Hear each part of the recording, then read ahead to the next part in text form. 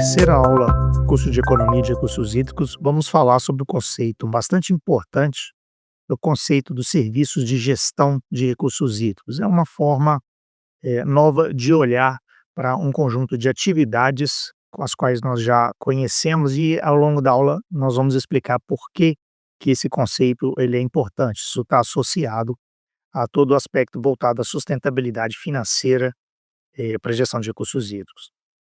Então, essa questão da sustentabilidade financeira, isso é um gargalo para a gestão, isso já foi detectado, né, percebido em vários estudos.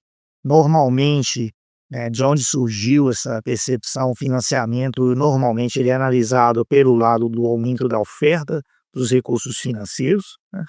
Uma pergunta normalmente que a gente busca responder é como ampliar a disponibilidade de recursos das fontes disponíveis, obter novas fontes de recursos para financiar serviços específicos.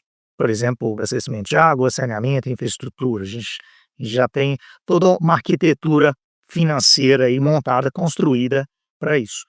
Quando a gente vai olhar pelo lado da gestão de recursos hídricos, como é que fica, né? Como é que fica o financiamento da estrutura de gestão de recursos hídricos e de todo o sistema de governança aí que vai dar direcionamento para a gestão, né? Essa questão ela foi percebida ao longo de algum tempo, né, alguns trabalhos na literatura já começaram a verificar essa questão. Nós temos toda uma arquitetura financeira para alguns tipos de serviço, como saneamento, mas quando a gente chega no caso da gestão, isso ainda, deixa a desejar. E aí a gente começa a pensar: "Bom, como é que eu posso, né, resgatar isso, dar mais sustentabilidade financeira à gestão?". Então isso vai exigir, um pouco de uma mudança na forma como a gente enxerga a gestão. Nós podemos olhar aqui, né, categorizar aqui o que a gente poderia chamar de elementos de gestão de recursos hídricos ou funções de governança da gestão, né. Nós temos aqui estratégia, toda a parte de estratégia, planejamento, elaboração das políticas, engajamento das partes interessadas e proteção, recuperação e desenvolvimento de recursos hídricos. A parte de desenvolvimento, historicamente, ela é mais representada pela parte dos projetos, né. Então nós precisamos colocar em prática esses 3 elementos para termos do lado direito aqui os serviços prestados ao usuário, que seriam os resultados, vamos dizer assim, finalísticos, né. Então o usuário vai ter abastecimento de água, seja para atender demandas em áreas rurais, demandas em cidades, mineração, navegação, energia, recreação e aí todos os demais usos, ou seja, isso aqui é o resultado finalístico que a gente quer. Para atingir isso, nós precisamos colocar em prática essas ações, estão aqui do lado esquerdo, né. Então, separando um pouco aí esses elementos, nós temos atividades relacionadas a formular estratégias, né, elaborar, planejar as políticas hídricas, engajar as partes interessadas. Nós temos aí um sistema de gestão descentralizado, participativo, então esse engajamento hoje ele é uma parte necessária. Proteger e recuperar os recursos hídricos e desenvolver os recursos hídricos, e dentro desses 2 últimos elementos, a gente destaca aqui tanto o que a gente convencionou chamar de infraestrutura cinza, quanto a infraestrutura verde, né, pode ser representada aí pelas SBN ou soluções baseadas na natureza, dentre outros aspectos. Então toda a parte de planejamento e criação e implementação desses projetos também faz parte da gestão, porque são decisões que têm que ser tomadas, né. Agora, a hora que nós juntamos tudo isso, a gente pode perceber que existe uma relação de dependência entre essas funções de governança, né. Nós precisamos que essas ações elas estejam integradas para que a gente tenha o resultado final para o usuário ocorrendo do outro lado, né. Só que as fontes e as lógicas de financiamento para essas funções são quase sempre dissociadas. E aqui o caso mais claro que a gente cita é a dissociação que a gente tem no Brasil e em alguns outros exemplos, de todo o planejamento da infraestrutura da gestão propriamente dita. Tanto é que às vezes tem casos até de pessoas que acreditam que todo o planejamento da infraestrutura ele é parte dissociada da gestão. Não, não é, ele faz parte, mesmo que hoje nós tratamos isso de forma separada por quaisquer outras razões, né. A gente pode citar como exemplo, né, nós precisamos aí de assegurar recursos para obras de infraestrutura hídrica, né, que está dentro do elemento proteção, recuperação, desenvolvimento de recursos hídricos.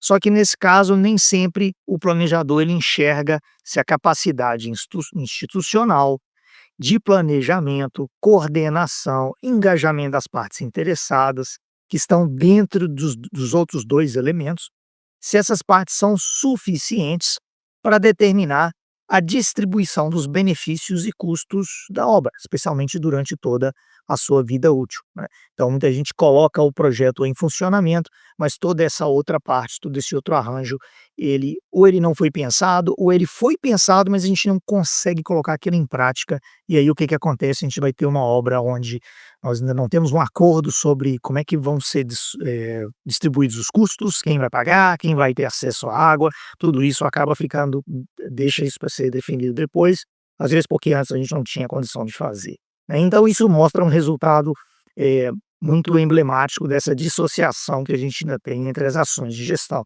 Então a mensagem aqui é justamente que a gente precisa de integrar essas ações, né.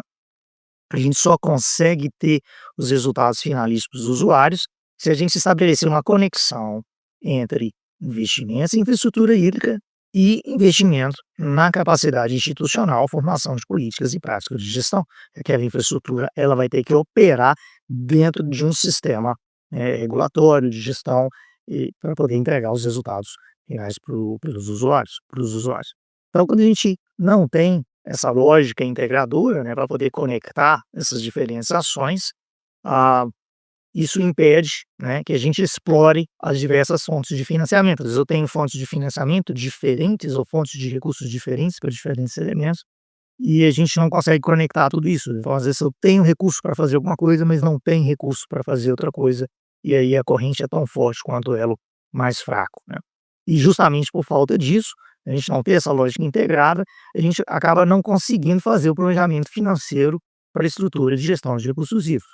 A gente fizer um paralelo com o serviço de saneamento, por exemplo, existe toda uma lógica financeira ali, né, onde a tarifa custeia, os serviços, e esse serviço, né, ter água tratada saindo da sua torneira, ele é na verdade o resultado de um encadeamento de ações, desde a compra do produto químico, a escolha da tecnologia, a construção, então, e a operação dos sistemas. Então toda essa esse encadeamento de ações ele converge para um resultado finalístico, e o planejamento financeiro ele é feito de forma integral. Quando a gente vai para o lado da gestão, é tudo, né, mais fragmentado, ou seja, a gente acaba tendo então lacunas de sustentabilidade financeira que acabam comprometendo a efetividade da gestão como um todo. Então a gente pode ilustrar isso olhando, aí pegando o conceito de segurança hídrica, né, que a gente pode explorar.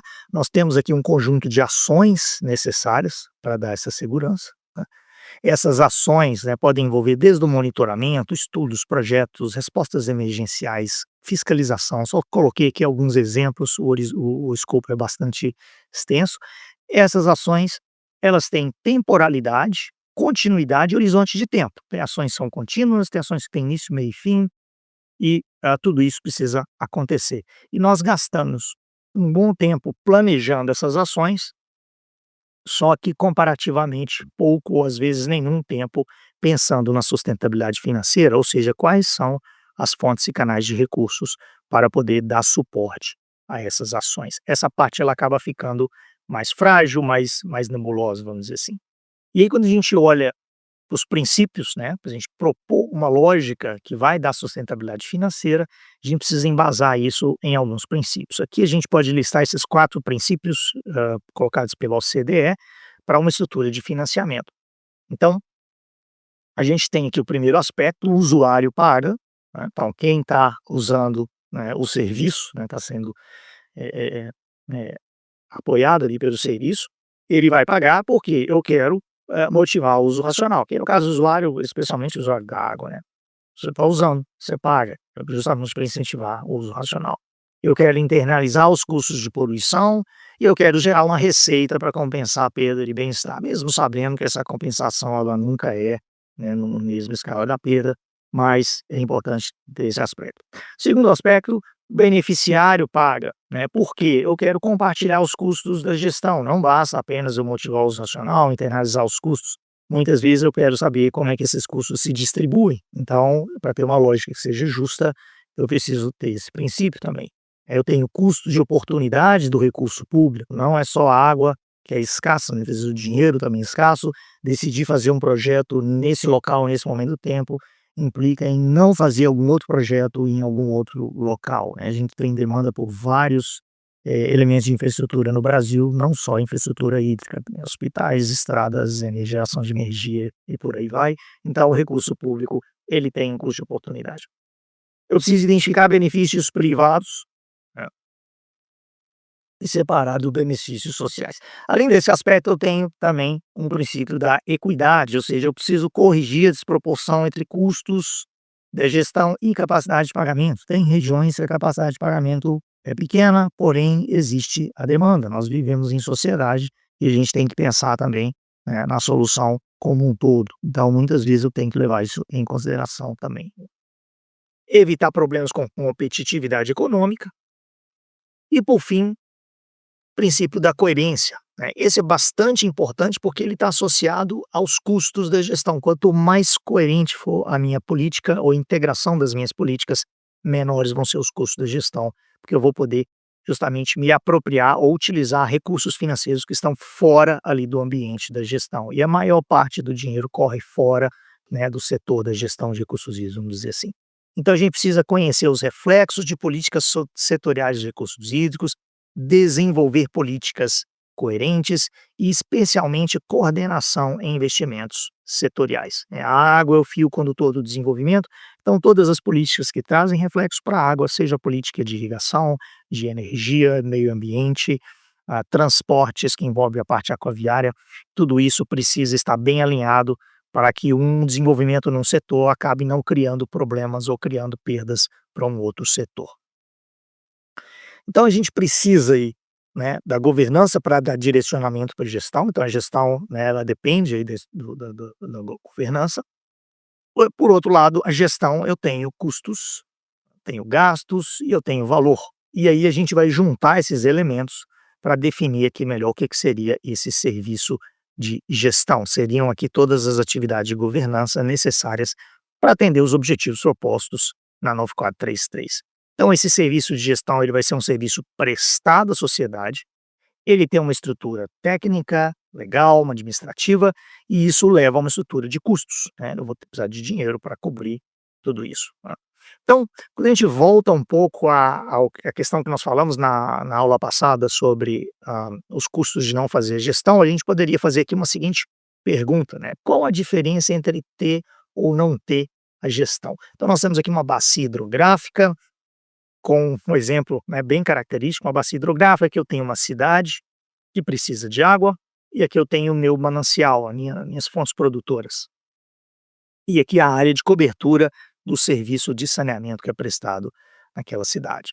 E aí nós podemos elencar aqui pelo menos 3 categorias de serviço, e eu vou usar essa categorização para poder ilustrar o conceito de serviço de gestão.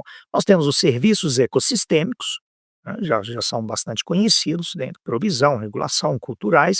Esses serviços ocorrem no contexto da bacia hidrográfica, em várias situações até extrapola também a bacia hidrográfica.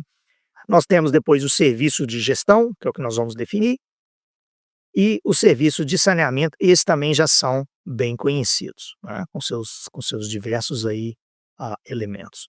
Então a pergunta aqui é o seguinte: se falta água na sua torneira, o que que o usuário faz? Ele pega o telefone e liga a empresa de saneamento. Se falta água no rio, a empresa de saneamento vai ligar para quem? A quem responde pela prestação desse serviço de gestão, né.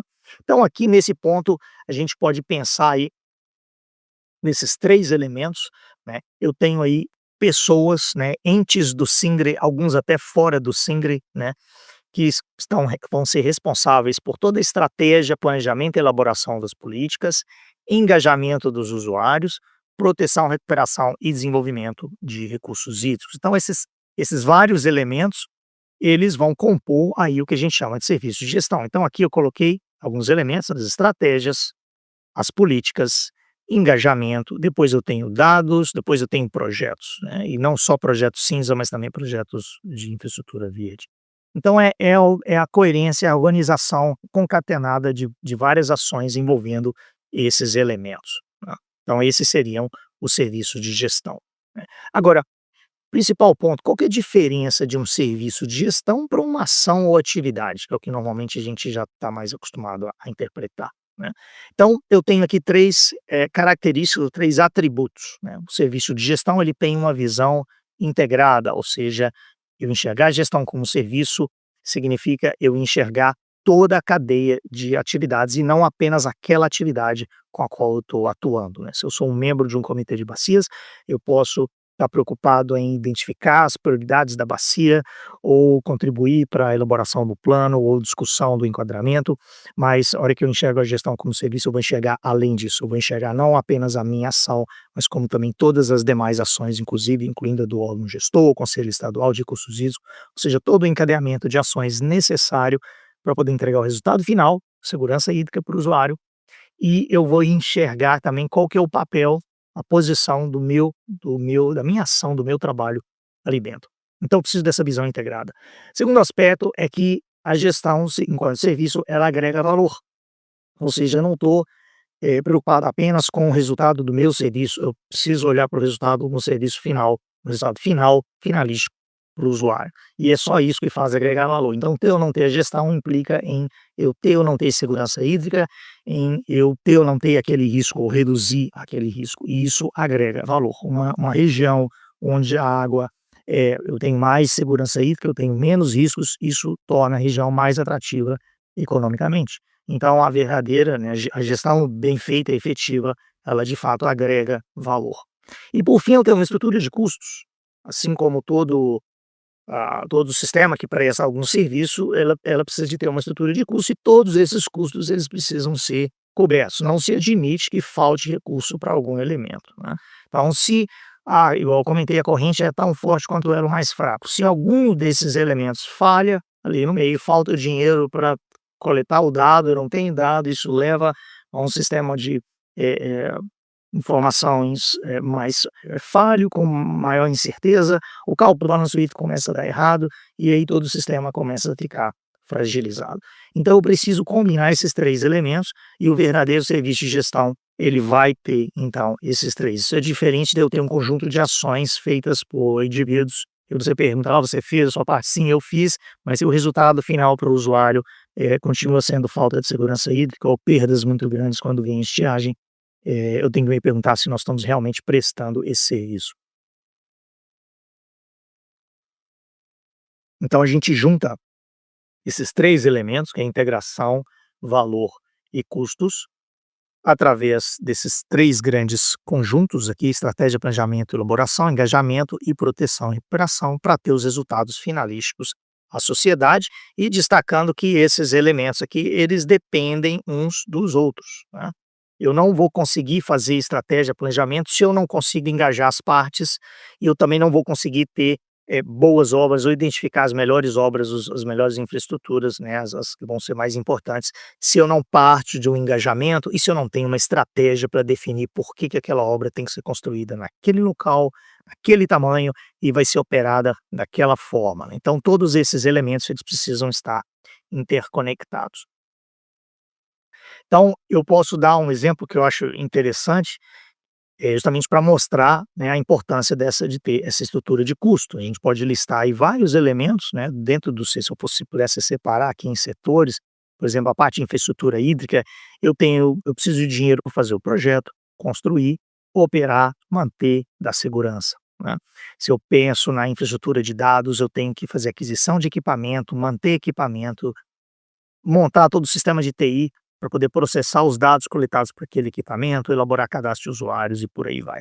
Então eu tenho ali toda uma estrutura de custo, ela é bastante extensa, vários de vocês têm conhecimento de vários elementos dessa estrutura de custos, mas o importante é que essa estrutura de custos ela precisa ser toda coberta, né. E aqui vem uma pergunta que a gente pode fazer, justamente que é, bom, qual que é a diferença, né, entre uma outorga e uma folha de papel, pensando aí em, né, analisando a gestão. Então eu chego no estado, vale, bom, tem outorga, né, tem outorga lá, bom, o usuário vai lá, ele submete o pedido, esse pedido é analisado, depois ele é processado e é emitido o resultado, o pedido é indeferido, depois isso é publicado lá no diário oficial.